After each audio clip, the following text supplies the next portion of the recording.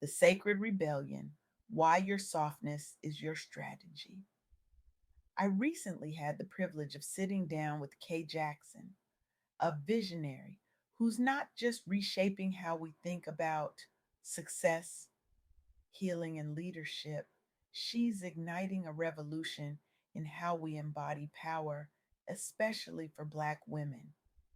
Kay isn't merely a thought leader, she's a soul liberator. Her work has touched thousands of lives, creating ripples of transformation across industries where toughness was once the only accepted currency. What emerged from our conversation wasn't just inspiring, it was nothing short of revolutionary.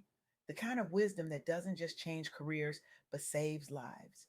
Have you ever wondered what would happen if you stopped performing strength and started embodying it instead? If you stopped treating your vulnerability like a liability and recognized it as your greatest asset? For generations, centuries, really, we've been sold this dangerous, exhausting myth that success requires us to compartmentalize, to leave our healing for someday while we chase achievement today, to fragment ourselves into acceptable pieces. We've been told that vulnerability is weakness, that boundaries are selfish, that rest is lazy, and honestly, what absolute nonsense. And nowhere, absolutely nowhere, has this myth been more damaging than for Black women who've been expected to be strong beyond measure, resilient beyond reason, and selfless beyond sustainability. The strong Black woman trope isn't just a stereotype, it's been a prison sentence. But what if, and I know this sounds almost heretical in our achievement obsessed culture, what if everything we've been taught about power is backward, completely, utterly backward? What if our healing isn't something we do after we succeed, but the very foundation that makes true success possible? This is the profound truth Kaye Jackson illuminated in our conversation. Her work with high achieving women has revealed something revolutionary. When we choose healing over hustling, authenticity over armor, and truth over performance, we don't diminish our power. We multiply it exponentially. Let me share three stories that forever changed my understanding of what real strength looks like. Walanza Hall was the executive everyone wanted to be: brilliant, accomplished, respected. But inside those gleaming corporate boardrooms, she faced constant pressure to project toughness, to hide any trace of emotion or vulnerability, especially as a Black woman in leadership. The message wasn't subtle. Softness has no place in success. Emotions? Leave them at the door. Humanity? Check it as security. For years, she performed this role perfectly. She was the unflappable leader, the one who never flinched and never faltered. But maintaining that facade was exhausting her soul. It was like holding your breath underwater. You can do it for a while, but eventually something has to give. Then came her turning point. During a particularly challenging project where deadlines were slipping, morale was plummeting, and the pressure was mounting. Instead of hiding the team's struggles behind corporate speak and polished PowerPoints, Walanza did something radical, something that probably felt terrifying in the moment. She got vulnerable. In a room full of executives expecting solutions, she acknowledged the difficulties they faced. She created space for honest dialogue about both challenges and feelings. She admitted she didn't have all the answers, but believed in their collective wisdom to find them. Her team was stunned, then transformed. Trust flourished like wildflowers after a desert rain. Innovation exploded. People started bringing their whole selves to work, not just their productive parts. Employee retention improved dramatically as people felt seen beyond their output metrics. What's most remarkable? Walanza didn't sacrifice results by embracing her humanity. She amplified them by leaning into her soft skills: empathy, vulnerability, emotional intelligence. She created the psychological safety that research consistently shows drives peak performance. I decided I'd rather risk criticism than lose myself trying to fit an outdated mold, she told her colleagues. Today, her leadership approach is celebrated across industries precisely because she dared to lead from wholeness, not from armor. Walanza's story teaches us something profound. Softness isn't weakness, it's strategy. And it might be the most powerful business strategy we've been ignoring. Then there's Brandy Ward, whose journey reveals another dimension of this truth. Like many Black women entrepreneurs, Brandy had internalized the message that she needed to be twice as good while showing half as much struggle.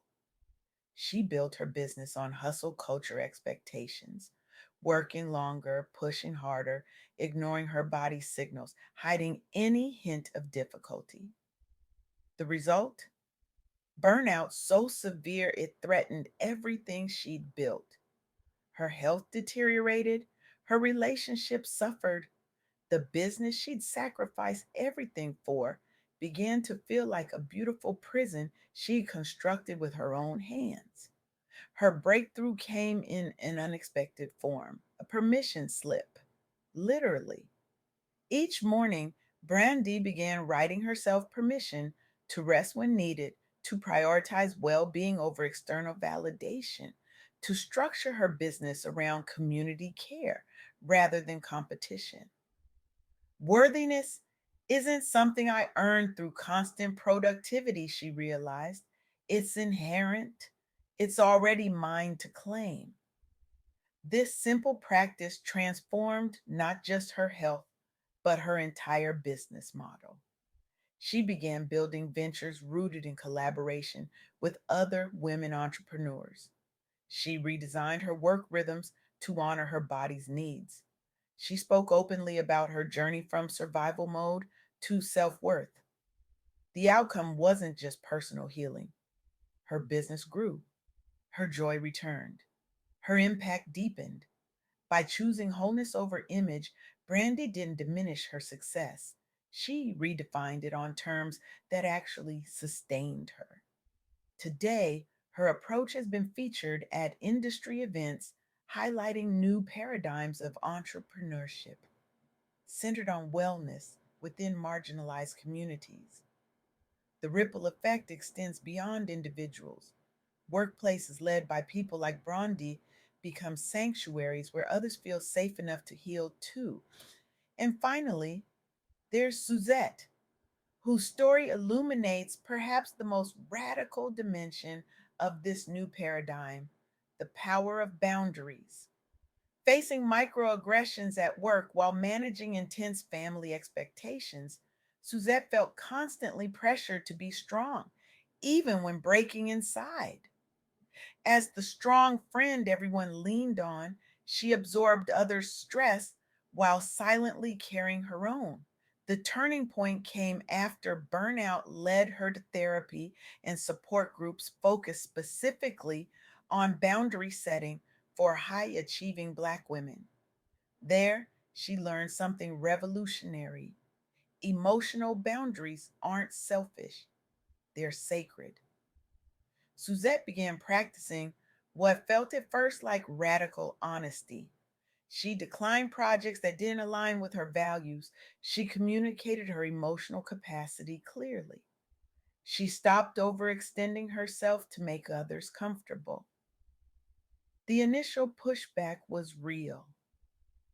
People who were used to her constant availability felt challenged by her new boundaries. But something unexpected happened. As she honored her own needs first, she actually gained respect. Her presence became more valued precisely because it was no longer taken for granted. I realized that by constantly saying yes to others, I was saying no to myself, Suzette shared. And that wasn't serving anyone, not really.